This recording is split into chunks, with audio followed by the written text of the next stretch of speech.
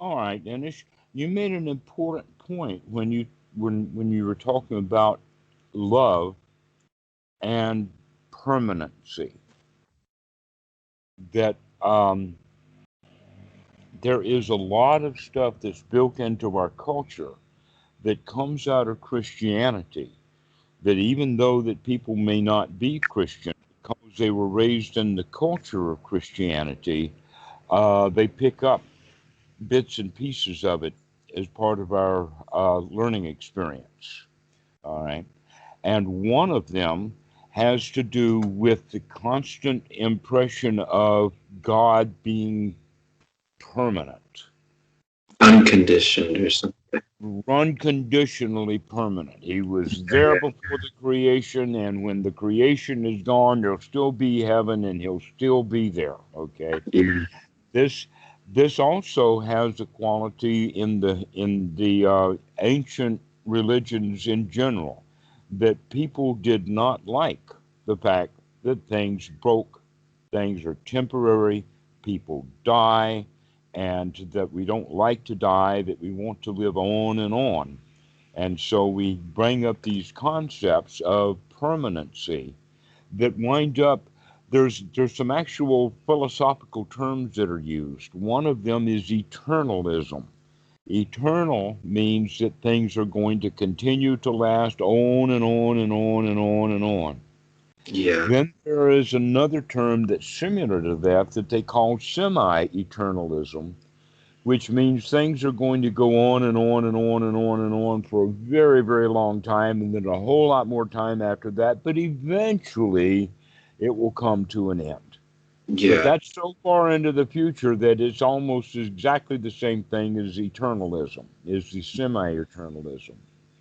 Um, an example of that would be after many, many lives of samsara, Yeah, you'll be you free. begin to complete yourself so that eventually you will become a Buddha, but that's many, many eons and thousands of lifetimes away. Okay? That's what we mean by semi eternalism, which has all of the flavor of being completely eternalism. Then the next one would be annihilationism in the sense that something exists and then it gets destroyed. It exists for a long time and then it gets destroyed. It's annihilated. This is actually the mentality that gives rise to this following expression, and that is that upon the breakup of the body, upon the dissolution of the body, the existing being is annihilated. Yeah, the This Bava. basically what we have would be the atheist point of view, Yeah. that I exist until I die and then I don't exist anymore. But Buddhism says, if I'm not mistaken, like the being is made up by clinging, right? It's actually Yes, created by clinging. Okay. Yeah. the being is actually the relationship between the clinging and the clingor. Yeah. Yeah. Got to be a Star Trek joke in there someplace about a Klingon.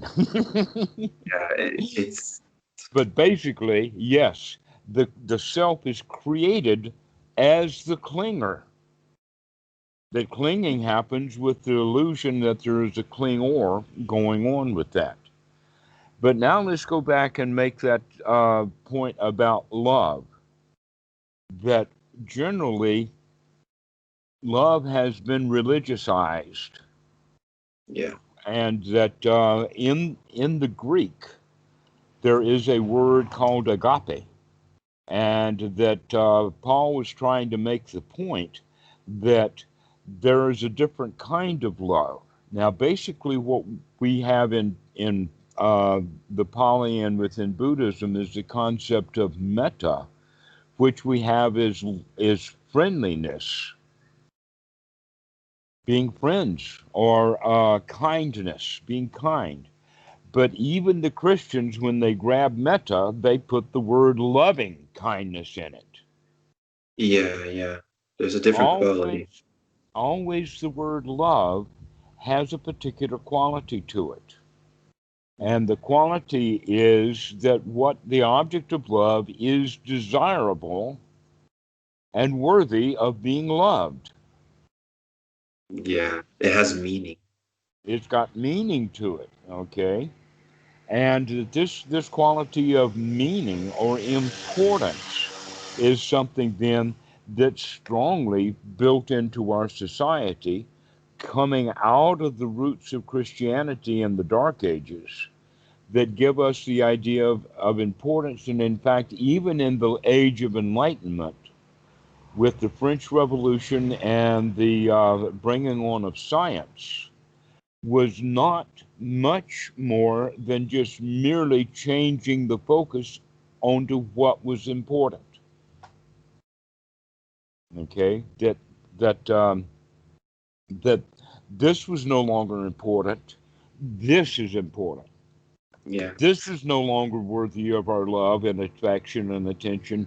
This is worthy of our love, our affection, and attention. All that's right. like the monkey mind. Exactly. But what they fail to understand through the teachings of the Buddha is no, if this one was and no longer is important, and this one was and not important and now is, that means it can go back to it's no longer important when this over thing over here becomes important, right? Yeah, yeah, And so importantness is not intrinsic to any individual item that we have. The importantness is manufactured within one's own mind. yeah, yeah, And then it's translated down through the generations, that one generation will teach their children what's important. The children will rebel against that and say, no, that's not important. This is important. And then they'll teach that importance to their children, and their children will reject that and say, no, that's not important. This over here is important. And to none of them make the connection that, wait a minute, this importantness that's been changing all this time means that none of those things or anything new is going to actually be important as an intrinsic value. mm, That importantness was added to it later. An example of that is gold. yeah, Think about gold bullion and how important it is. The entire world's economy, they think, at least at one time it did. And there are still people who hold tons and tons of gold. They hoard it up. Why? Because they think it's intrinsically important. Intrinsically important, not eventually important, but it's yeah, got a value that's intrinsic to it. To where if you look at gold, it's got some properties. It's got heaviness. It's really heavy. It's bright and shiny. It doesn't deteriorate. But we've got a lot of stuff that fills some of those roles. Lead is also heavy. Lead is also shiny. If you have just lead oxide, not so much. But lead itself is shiny. The same thing with aluminum. Okay, so why is gold so much more valuable than lead? In fact, you can't make a gold acid battery, but you can make a lead acid battery. yeah, And so at least you've got some function. And we do have some function. Gold can be, for instance, is malleable. It also is a good conductor of electricity. So it does have those kinds of uses, but it doesn't have any intrinsic value. Another example of one who many people thought that it had intrinsic value. In fact, now we can all see it doesn't have any intrinsic value at all, or few people will hold that, and that would be Thor. what was it? Thor. Thor? This Thor. Thor? I The, know Marvel, yeah, like Thor. right. The guy who gives us the name for Thursday, Yeah, Thursday. yeah, yeah. I know the hero. So at one time, Thor was really important, and now you don't even know who he was. That's how important he Yeah. is. Well, he's turned into a hero. Pardon? He's turned into a hero. Uh, right, with a big heavy hammer on Marvel. Exactly. So another one would be Zeus. Mhm. Zeus at one time had great value, great importance. Now, intrinsically, we recognize no, Thor doesn't have any value at all. Yeah. Yeah. Many, many people say that same thing of Allah. 1.7 billion people are Muslims, and at least they keep jacking the number up. It's got to be at least 1 billion. And Yeah. yet, all of the other people don't think that Thor, or excuse me, Allah has any intrinsic value at all. Yeah. Yeah. Yeah. It's relative. Yeah. No, it's not relative. It's delusional. Yeah. Which relative, yeah, to a self that It's doesn't exist. relatively delusional then. Yeah. Yeah. But it's I was just gonna ask real quick, why is it that the United States, like, because ordinary right view is to be like, mostly when you think of ordinary right view, it's like a religious person, like a great religious person, or a great person in general. Um, and these cultures, they kind of like idolized ordinary right view, like to the highest degree. And in It United, is. It yeah, has to be in the United because, States, no, it's not. There's like huh? nothing. In the United States, it's like there's not that. There's absolutely nothing. There's no there's no like view anymore. That, I mean, there's science, but a lot of people in general, if you live here, you know for a fact that everybody doesn't is confused. It is very confused. Like, very. Okay. Let us put it this way then, if we're going to take a left turn off into views like that. Because love Generally, we can really think of wrong view is the view I can get away with it. Mhm. Just Yeah. that little phrase, I can get away with it, because it's really, really packed with a lot of stuff in there. In other words, I can do bad, and I know that it's bad because I call it bad, and I can do that and still get away with it. In other words, I know that I should not get away with it because an awful lot of people are going to not like it. Except that we can say, oh, if I lie to them and get enough people to believe me, then I can get away with it. Yeah. Ordinary right view is telling the people of wrong view, no, you can't get away with it. Yeah. Yeah. Our God will get you if we don't. Hmm. Yeah. Hmm. And this is where I circle back to the love and hate, which is those two. Exactly. And the confusion comes in when people will lie to themselves thinking, I can get away with it, where deep inside they know they can't. That they Yeah. can't get away with it, or that they may not be able to get away with it. And so that's where the confusion comes in. But in that regard, the love and the hate that you're talking about then, or the I like it and I don't like it, tend to get into this in a situation with eternalism. That my love is so big that it will last forever. They have marriage ceremonies and death until they part. Yeah. But that has to do more with ownership and control of material possessions than it does. For instance, we've got antiques. They're digging stuff up out of the funerals of the ancients. Okay, we have Tutankhamun on full display in all of his funeral attire. So some physical objects do last a long time. Yeah. That gives us the impression that they are permanent, where in fact they are not.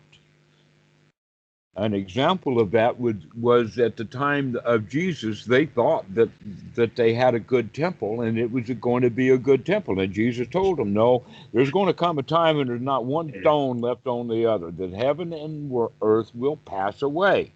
Yeah. Everything changes. This is the right way of looking at it, that this is in fact a noble view, that um, the right ordinary view and the wrong view are just kind of in a fight with each other, a war with each other to where the wrong view, I can get away with it. The right ordinary view is, no, you can't get away with it. If I can't get my revenge for you, someone else or something else will take revenge upon you in my behalf, Yeah. so that you can't get away with it. Guess what? Sometimes you do, and sometimes you don't. Yeah. That in fact, some thieves are so stupid that they don't get away with anything. They get caught immediately. Other thieves are very smart and wily, and they get away with it for a long time. Some of them get away with it long enough to die. Yeah. Yeah. It's sort of like skilled and unskillful. Uh-huh. And so, yeah, skillful wrong behavior, Yeah. Yeah. but they die. And so then the guys with wrong or with ordinary right view are left with, oh yeah, well we're still going to get you. Yeah. Yeah. It's You really will weird. not be, you, Yeah. you can't die on us just to get away with Mhm. it. Yeah. And so that's also part of the eternalism that you were mentioning, and that's the hate. We want the hate. We want someone to be punished, or we want our revenge. And so that revenge, because we want it, not recognizing it at all. If I forget about the guy, I won't want revenge in that moment. I'm only wanting revenge when I think about him. Yeah. Like there is no, people think they can't care. Like, for example, like sometimes, like a lot of young people like me, like we kind of say, oh, F society. Like in a way, it's showing that, oh, we're not attached to society. But by doing that, by getting angry with it, I mean, I've learned this through practice, but like by getting angry at the society, that just shows that you're literally you're suffering because of society. Like you're choosing to suffer because you hate it Mhm. so much, or you love it. You can pretend to love it so much. You know? Either one of these two, both love and hate, then you can see is fraught with suffering, Yeah, especially if there's ignorance mixed in there. And that you're also bringing out an important quality of that it's not just love and hate that's in my mind right now, but that it has intrinsic qualities to it, intrinsic value. My love is important. And you can see how the society in general um, manipulates this because they know that each person has it. So, excuse me, mhm, cold breaking up here. The I have a little phrase that is broken down into a word. The word is greb, Greb. yeah, okay, Greb, Greb means government, religion, education, and business. okay, If you think about it, our Western society is dominated by these four. mhm, It's dominated by the government, dominated by business, dominated by education, and dominated by religion. yeah, And what do they do? How do they dominate? Is because of the ways of manipulating this love and this hate that each one of us carries that they think is permanent. Not only does the grab think that it's permanent, but that the individual thinks so too. yeah, And so the Democrats want you to love them and yeah, hate the Republicans. And the Republicans want you to love them and hate the Democrats. mhm, And they're not too satisfied when people say, well, I don't think much of either one of them. I don't love them and I don't hate them. I just don't think much of them. yeah, And this is the basic way that we could look at it because big business really is involved with they want you to love their product yeah, and hate doing without it, or hate having to have someone else's product. They want you to, this is called brand loyalty. Yeah. Well, guess what? Brand loyalty, ever how long it lasts, is always temporary. There Yeah. was a lot of brand loyalty to the Model T Ford. Hmm. I'm not a car guy. Huh? I'm not a car guy.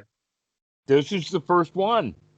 The Model T and the Model A, Oh, okay. 1910, 1914, when they first started putting automobiles into production, and that Oh, Henry Ford, actually, he used the model of boat building to run his automobile assembly line. He went to a factory where they were making boats one after another, and he saw that they were actually starting up in the hill, and the boat would come down the hill, and when he would get there to this station, they would do this with it, and by the time it got down all the way to the hill, down to the ocean, the boat was ready to sail. And so they had 5 or 6 or 8 boats, all in part production, and one group would do just one thing. They only laid keels, but they stayed there laying keels, and then the boat was moved down for the guys who were doing the fitting, etc., like that. Okay, so Henry Ford then did that with the automobile and started making them in very cheap, and so it became uh, what they would call it then is the cat's pajamas or the its cadets, and these are the kind of words that they had, but there was huge brand loyalty. yeah, But yeah, now nobody is loyal to the Model T or the Model A. There's yeah, very few of them left. They weren't preserved, they were junked because nobody really had any loyalty to them anymore. yeah. The same thing is with people. Then, in fact, the Buddha wants to make sure that the young man knows what he's getting into. So the example that they have here in Thailand is that if you want to see what you're getting, look at the girl's mother. If you want to see what Wow. you're going to Yes. wind up with, Finally, look true. at her grandmother, because that's what you're going to wind up with. Yeah, yeah. That's so true. That's rude though, if you say that here. That's very Well, mean that's because they worship youth. They worship the desire. or unique. You're unique. Like you're unique. You're different than your mother. You're a promise. You're not like your mom. Right. Uh, so, oh, what's it? There we go. I'm trying to get my screen back. Um, if we look at the girl, then we want what we see right now. And we have this illusion of permanence. Yeah, it's well, yeah, it's crazy. It's That funny in because fact, love is like, blah. Yeah, things are not going to stay that way. Yeah, yeah, and so this is an important point of the distinction then between the Western culture or ordinary view and the Buddha's view is to keep track of the fact that everything is temporary, everything changes, including what we hold important. And that along with the importance comes the idea of events, that events become important. They're the milestones or the hallmarks. An example of an important event is graduation from high school. Okay. Um, Graduating from the ninth grade is not much. yeah. No, Many it's schools have nothing. It's just okay. It's, ninth grade is over. We'll see you in yeah. the fall, and you can have 10th grade. Okay. Even my But when graduation, like I didn't care. I didn't care. Like in my 12th grade graduation, I was no one cared. No one. nobody cared, right? Okay, but you can see that some people care. What does that care? That means that the ceremony is important. The Yeah. graduation ceremony is important to some people, Mhm. but it's not, No. because it's not always important to some people. It's only important to some because they choose to make it important. So we in our society have been taught our whole lives that we, the individual child, is important. An example of that is the phrase "no child left behind," Yeah. which means that every child is important, right? Hmm. And we were taught about that we are important. And so we grow up with a false sense of importance, Yeah. Yeah. that we have some intrinsic value. To, in fact, really there is no intrinsic value. Nothing really is important Yeah. intrinsically inside of that thing. The only importance is what we add to it with our own mind, our own desire, our own love, and our own hate. And so now we understand that love and hate, and in fact, are very, very temporary. That when you love the girl, you only love her for a short time. Yeah. It really, that's true. I've, all of And us then can we get relate. over it. Right. That nothing, and yet, all of the idealization of romance and marriage and relationships, um, they've got a point to it, and the point is children. That when a child is born, it's going to need a certain number of years of care before it's ready to take care of itself. And as our society gets more sophisticated, the time that it takes to get a child ready for the level of sophistication of our society takes longer and longer and longer. In some societies, a child is ready to go. He's fully adult at the age of 6. Yeah. Yeah. Huh? No, yeah, Put him to it's work. true. Time for Yeah. him to wait tables. Put him in the Yeah. field. It's time for him to go, time to go to work. But as the societies become more sophisticated, that means that the child is not ready. Well, that makes then that this time period becomes now important for the child, that he does not get a good education, or if he's not well prepared for the society that he's going to have to live in, then his life is going to be miserable. And so we talk about that as being important. Therefore, the mom and dad should stay together so that the child is taken care of long enough so he can become ready for society. That's the underlying point. And you can see then that, wait a minute, that's not enough to keep a husband and a wife together. Yeah. No, no way. No, Not and just pleasure, pain. that's because when the wife came into the relationship, she came not just 100% desirable, Hmm. she brought along her own loves and hates Yeah. that don't match with the husband's loves and hates, and pretty soon um, the division begins to happen. That in fact, to hold and to keep a relationship does in fact, they say, requires work. What it does is it requires care, and sometimes caring for someone is a lot of work, and so they think of it like that. But the whole point is that in the original societies, in more primitive societies, the societies that we grew up and built our DNA upon, that lasted literally hundreds of thousands of years, is the child was old enough to take care of itself by the age of 6. Therefore, there's no reason for a relationship to last longer than 6 or 7 years. And so that's the natural time for a relationship to last. And then you start looking at divorce rates, and you'll say, bingo, that's about how long they last. You get the kids into primary school, and after that, time for scouting around and looking for something new. And so, in our nature is just to not have long-term, lasting sexual relationships of marriage. But there's Yeah. another feature that comes into that, and that is ownership of property.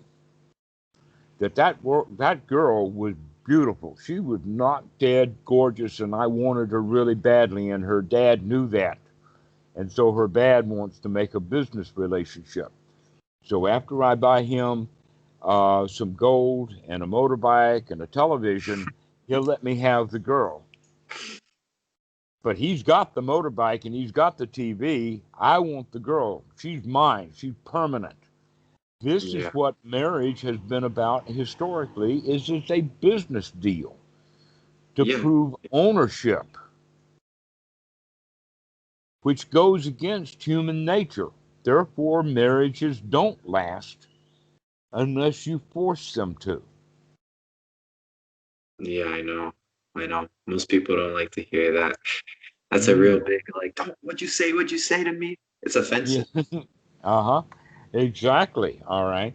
So, if one is a Dhamma dude and knows about this stuff, he can in fact maintain relations because he is got the wisdom and the knowledge of the effort that it takes to keep a relationship going. Yeah. And part of that has to do that he can also manage his own desire because he recognized that the relationship that he's got now is actually better than the relationship that he doesn't have because he's making it better. But the normal mind will say, oh, this one is sour now. Time to throw this one off, go get a new one. Yeah. Like it's almost like a meditator with with pleasure or something, or like trying to get something somewhere. It's always the same thing, like a metaphor for everything that we practice when it comes to Mhm. pleasure and pain. We think that pleasure comes from love, Yeah. Yeah, no. but it doesn't. Mm. No, in fact, the pleasure of love only comes when we get the object of desire. In other words, the satisfaction of getting what we want. Yeah. And even And so, then, would you say even like because there's just a body? yeah, it's just the body. Hang on a second. Oh, We're going to be finished with this call soon, so I'll just stop that one and talk to him later. All right. So this idea then that we want things to last a long time because we like them, and because we like them, we give them importance. mhm. So you can actually see how this operates within the mind in the sense that if I like it, that means I want it. And if I want it, that means that it must be good. It's inherently good. And Exactly. because it's inherently good, it's also inherently important. But Yeah. these are only mind things that we do. The basic point was I liked it. Yeah. And so this is why the story about Achan Samedo and Achan Cha at the ceremony, where there was a lot of pretty girls, that's what really comes up now, is that Yeah. we can recognize I like it, but I don't want it. And that's okay. But And you don't loving it even, is in fact the wanting it, yeah. Hmm. And and then and loving I'm it means sorry. I want it really badly. I'm sorry. I have a question, and this one would be like to kind of. It's funny because I guess I'm kind of going up and trying to correlate.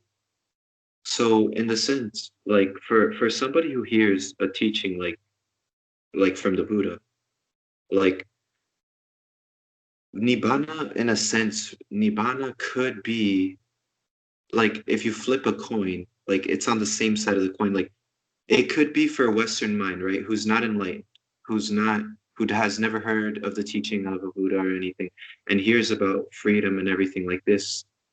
They might like feel depressed because they heard it wrongly. They and it's dukkha to them. To them, it's like, but he's speaking about nibbana. He's not speaking about dukkha. Right, exactly. And so Uh, nibbana is like when you see the world rightly. when you see it correctly, with wisdom, with the perception, with the right perception. Okay, let's say a little bit more is needed in the sense that the first thing that we do is that we wake up or we see. We have the first kind of enlightenment, which is knowledge. This is, Yeah, in fact, in the Buddhist dispensation called the fetters or the asava, um, um, the the bondages that we have. The first three are to do with knowledge, knowledge of ourselves, knowledge of the world that we live in, and knowledge of the Buddhist dispensation. So those are the first three kinds of knowledges. After that, the knowledge is turned into the knowledge of the destruction of the taints. yes, I've heard. Once the taints are in fact destroyed, what is left then is the smoldering ruins that cool off over time. That cooling Mm, off is the nibbana, is when things are now cool. After things have, after the defilements that keep us hot are eliminated and there's no more source of friction, that's when things cool down. Okay. Like the brakes of an automobile. If you use those brakes, the brakes will get hot. yeah, yeah.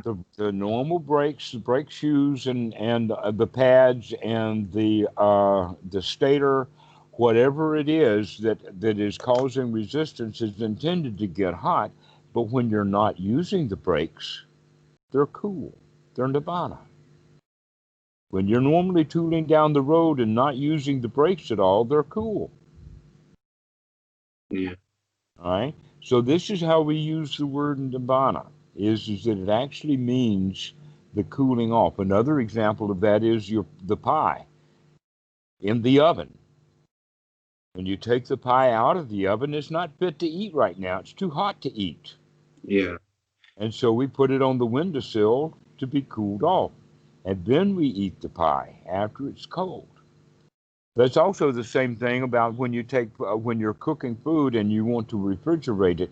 After you cook it, you let it nibbana, you let it cool before you put it into the refrigerator, because if you put it into the refrigerator hot, it's going to heat up everything else in the refrigerator. Cause the refrigerator to have an awful lot of extra work to do. No, it's better to let it cool naturally down to room temperature and then put it into the refrigerator. This is all the process of nibbana, the cooling off after the fire is out. Okay, I see. Because I asked because, like you say, look in every moment, and for the like when your mind is free from suffering, Hmm. and when I do that, sometimes my mind doesn't have anything, and it feels as if like this is good. This is where it's at. Like this is the place to be right here. There's no Hmm. feeling. It's just like, and this doesn't happen all the time, but when it's like a really good, it does feel like like wind is passing through me, like that. It feels like that. Like, but then you say you've talked about a little nibbana, and we could talk about that in the future. But I do want to hear about that little All right. nibbanas. Well, let's finish off with that point then. Okay, okay, The Dhamma is normally referred to as the unconditioned, yeah, yeah. but the people make a mistake when they hear the unconditioned and they hear it as unconditionable. Oh, okay, yeah, No, it's not unconditionable. It's just right now not conditioned. It's not on fire. It's not hot. Therefore, it will cool. If you bring the pie back and put it back into the hot oven, it will heat up again. yeah, If you put the mind back into defilements, it will heat up again. But when the mind is not in defilement, then it will begin to cool and relax on its own. And so that's when we can stay, when we can say, no worries, got no place to go and nothing to do. That's actually the expression of the state of nibbana. Is there any feeling in that state? Like, Yeah, a feeling of satisfaction. Now let's talk yeah. about that from the perspective that on this hand you have bad feelings that Hmm. are associated with the unwholesome, and you have good feelings that are associated with the wholesome. All right? What are the bad feelings? Fear. Someone's chasing me. Anger. I don't like what he's doing. Sadness. I have lost something. Grief. I've lost something I really love. Yeah. Greb. Okay? Exactly. And so our relationship to the world will condition that.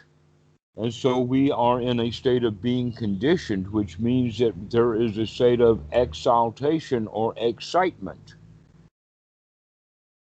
Hmm. that things are moving, they're excited.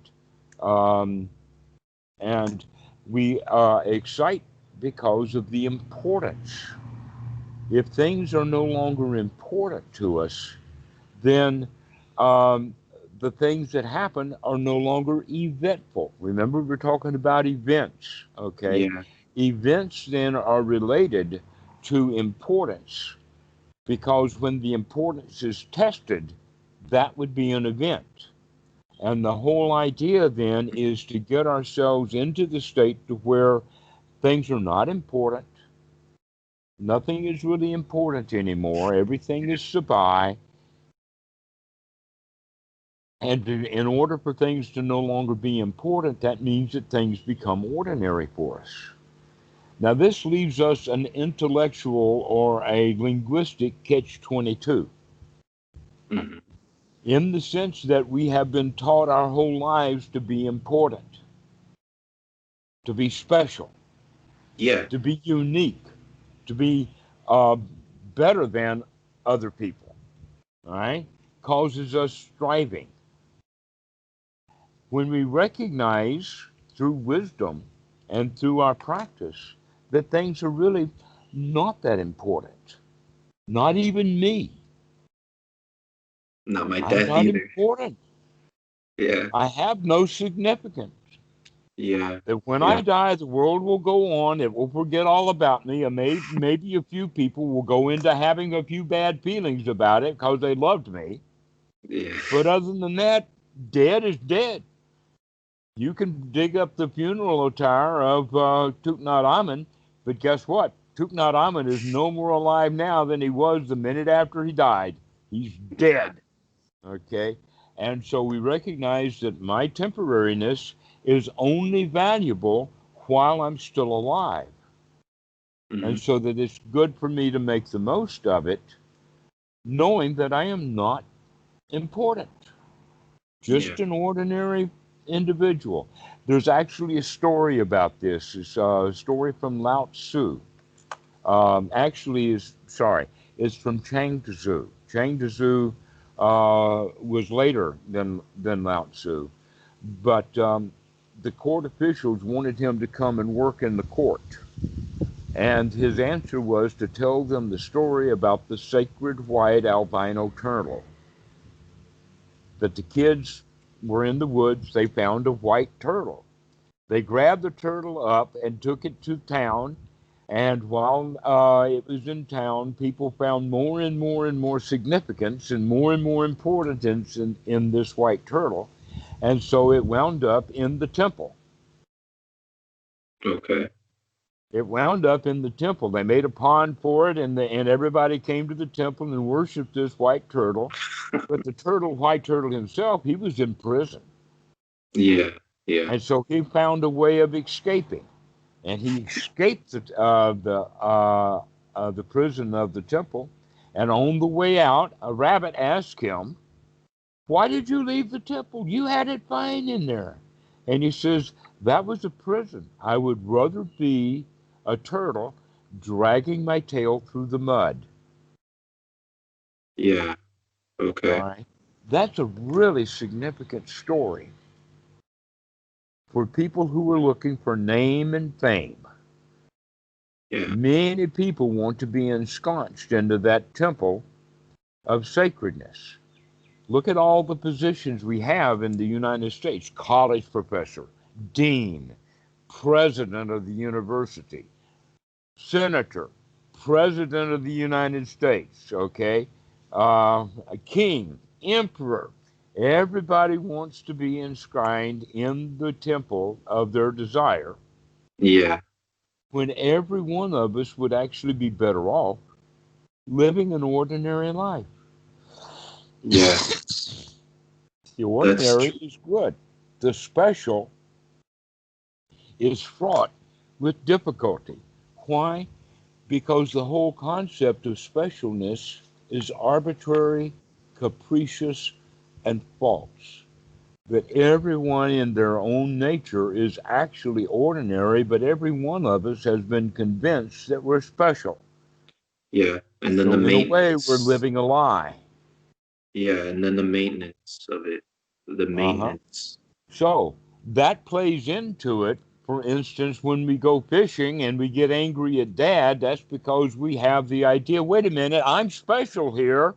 You Hmm. better listen to me. I know what's going on. If you don't listen to me, I'm going to get just pissed off at you because I'm important. Yeah. Yeah. Hmm. But when we recognize we're not important and nobody really is listening because they're too busy listening to themselves instead, this is one of the reasons why the Dhamma is not proselytized. People have got to want it. It's too subtle. Yeah. The promise is too nebulous, and it takes time for the students to begin to understand. Therefore, they really want it. To Christianity, they're out proselytizing because they've got a very easy story to tell that everybody wants: Yeah. eternal life. You Yeah. know, And it's we've easy. got a savior here for you. He'll Yeah. solve all your problems. All you have to do is take our little baptism. We're going to sprinkle you with water or we're going to drown you, one or the other. But after that Yeah. ceremony, you're good to go. And a week later, everybody realizes, no, I'm not a good to go. That Yeah. ceremony, that event was not special. Yeah. And that's something I realized a lot throughout with just Buddhism in general.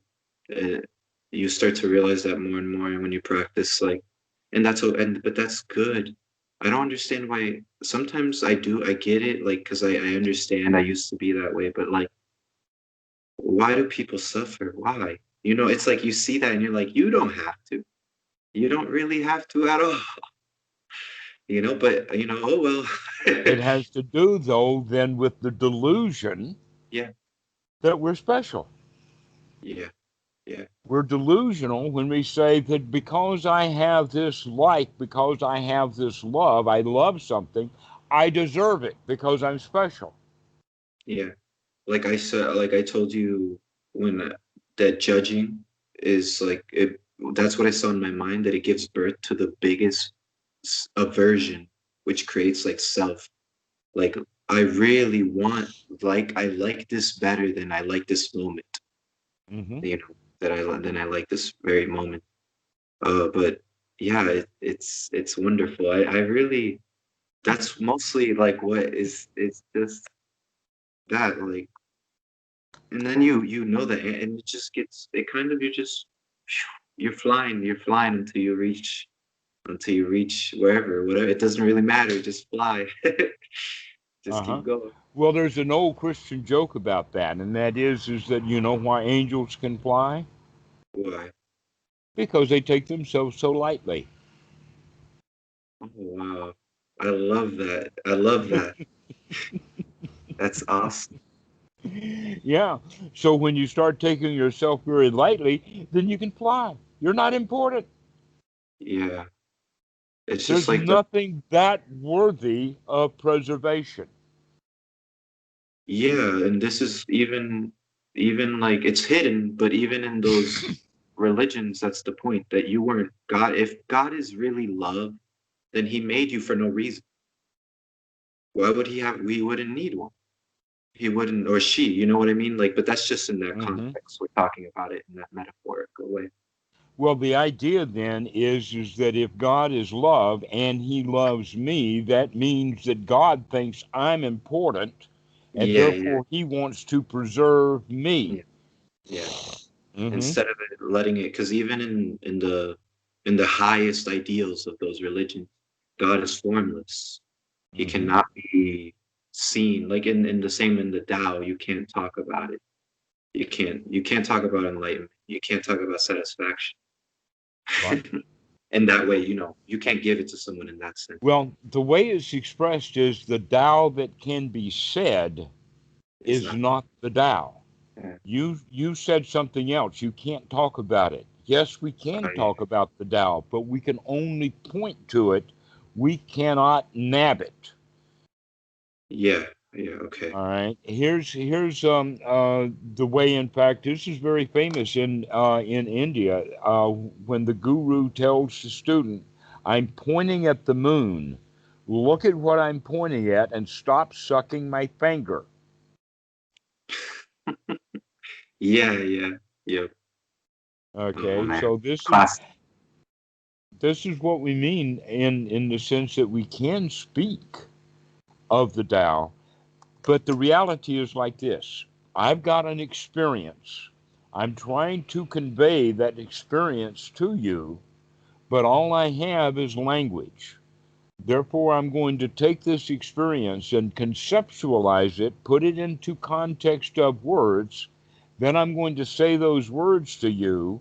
You take those words, put them together as a concept, and now you have to take that concept and deconstruct that back into an experience. Wow. Yeah. Very. Wow. Look how many steps. And so that means that giving someone an experience of like the Tao that can be spoken is not the Tao. But we can, if with skill, can give the student an experience. Papa And the most teaches about it. and and the most important experience that a Dhamma teacher can give to the student is what we call inspiration. Yeah.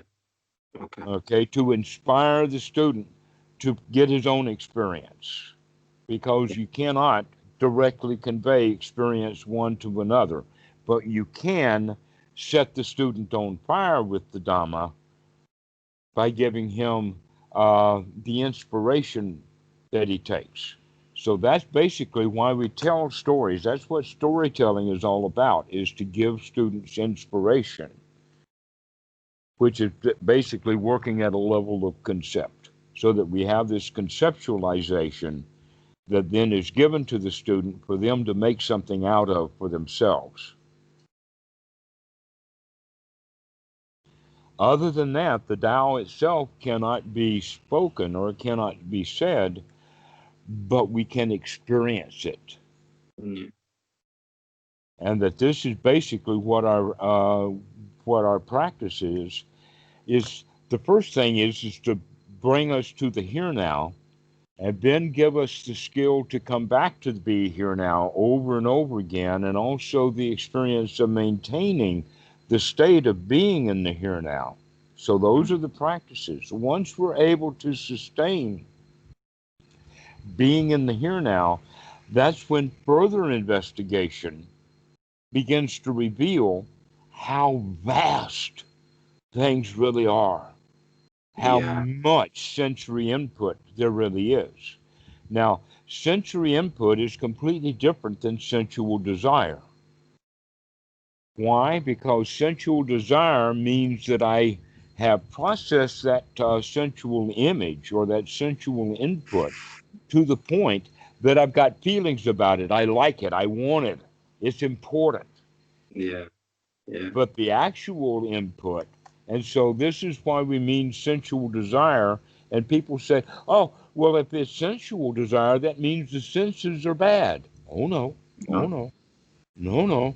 No, being in our sensual awareness is the only way we are able to be in the here now. But if we stay in the here now, that means that we're not doing a lot of processing into it being a sensual desire. Yeah. In the Pali, the senses The Pali word is the atana. The atana is the external senses. The external senses, the internal senses is called the salayatana. And it's the internal senses, what we've made of it, is what we like. For instance, the girl that the boy sees is just a girl.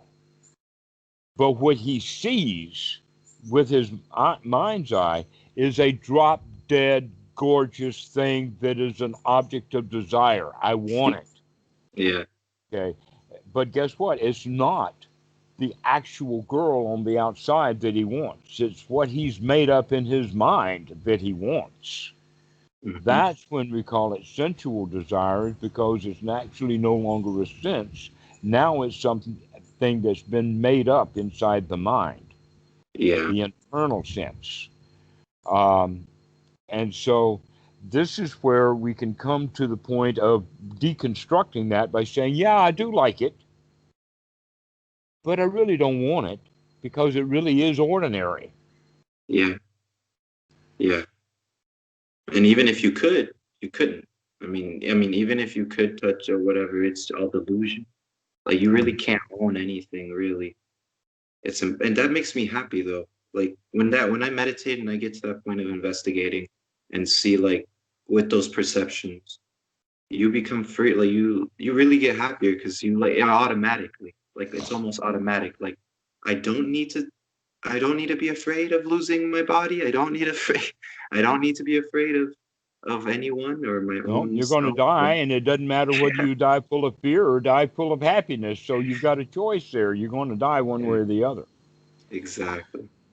You know, when I was actually, I was a teenager. I remember it happened about the time that I was 14, because I remember the town that I was in, and the piano teacher gave me a piece of music to learn to play. The name of that song was "There's Lots of Good Fish in the Sea." And it goes like this: there's lots of good fish in the sea, there's lots of good fish in the sea. And the photos, or the drawings, or the imagery on the sheet music shows a fisherman with a net.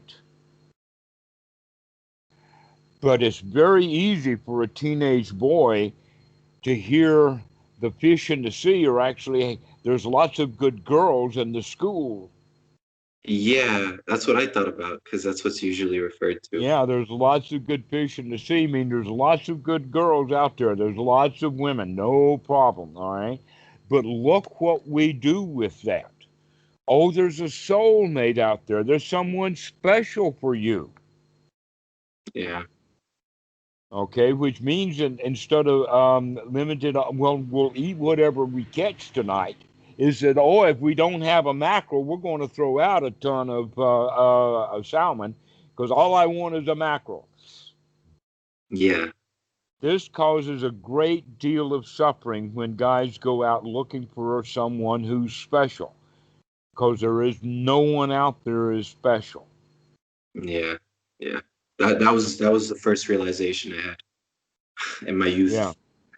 there is no specialness out there. The Yeah, there really is. specialness is what we do with it in our own mind. Mm.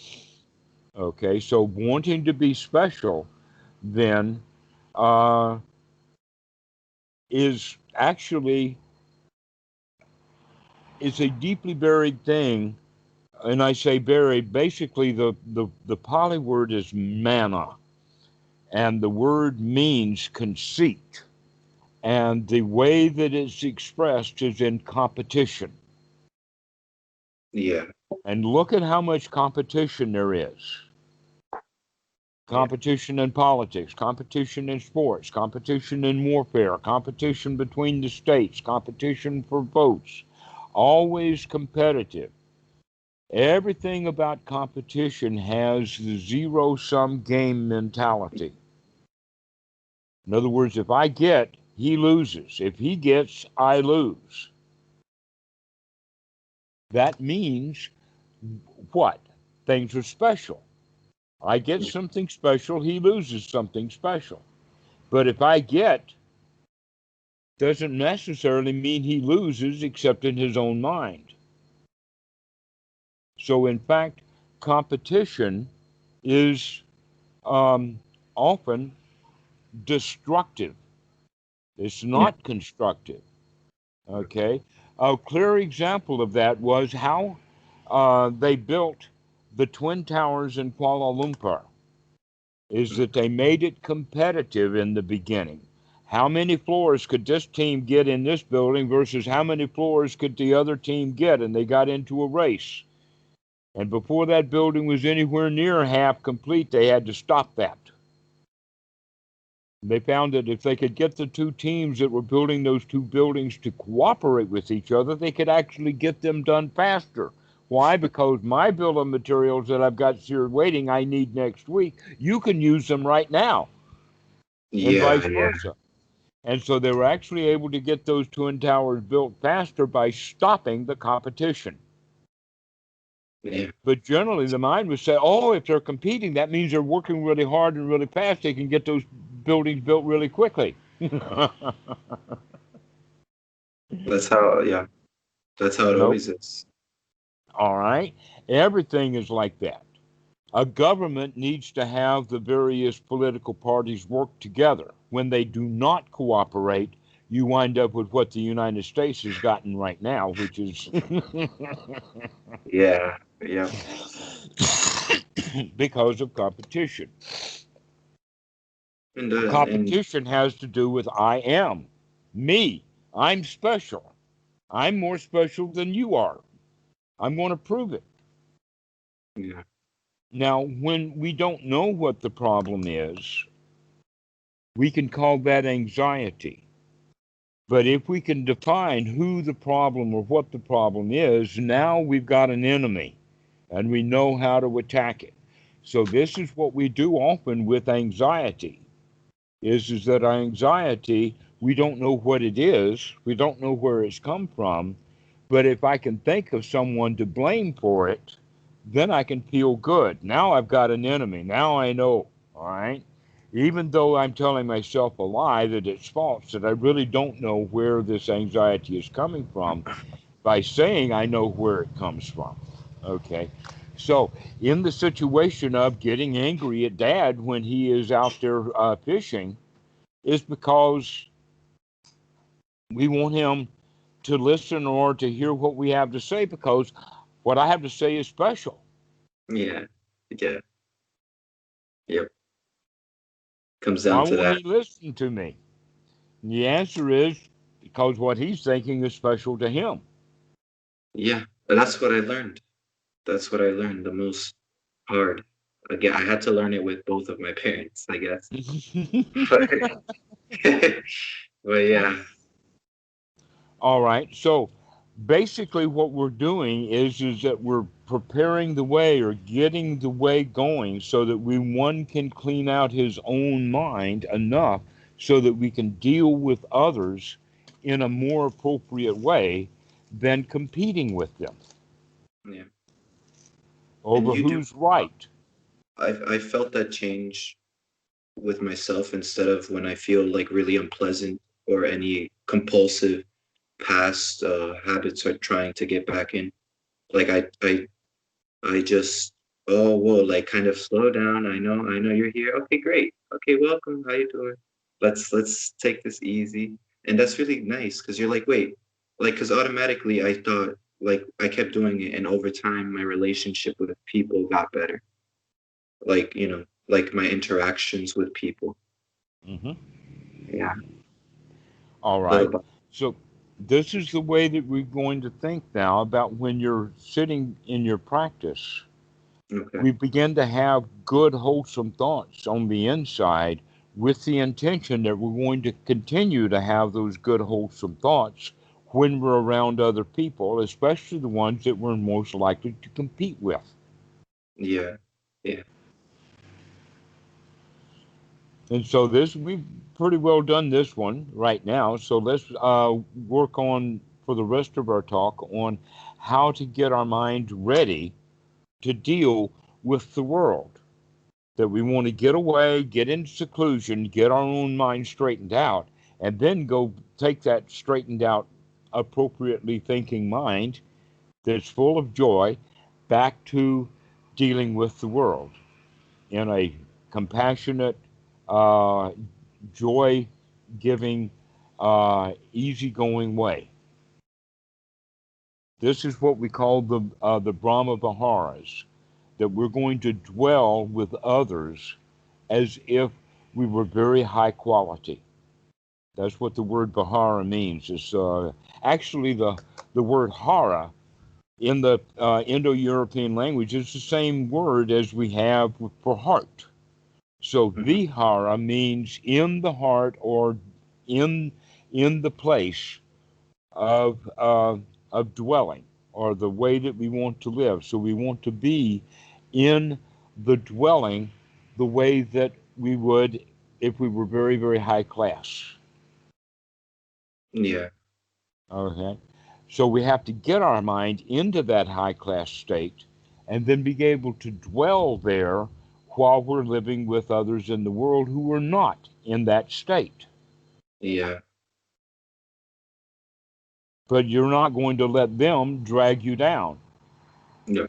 Yeah. That's where the practice I feel like you learn the most is when you're around people. How can we get that mojo? How can we get our joy? How can we manage being around others when they're not there to promote your joy? They're there to promote their importance. Yeah, to basically destroy your sense of like conceit or whatever you think you own or something. It's like a message from the universe, like, hey man, truth. Exactly. All right. Well, let's leave this talk now. I've got someone that's waiting, and so we'll finish this, and you've got something now to work with, to play with, to enjoy, to understand that all of your love and all of your hate comes out of the fact that we have the delusion that we're important. And when we're not important anymore, then now we can rest. Now it's easy going. All right, Dennis. I'm glad to see you again. This has been an enjoyable talk. Yes, sorry I didn't call. I was out, with the dad and everything. So Never mind, not my problem. I'm glad to see you though when you do call. Don't worry about the past. Mhm. Enjoy the moment. All right, well, we'll see you. Thank you. See you soon. See you soon.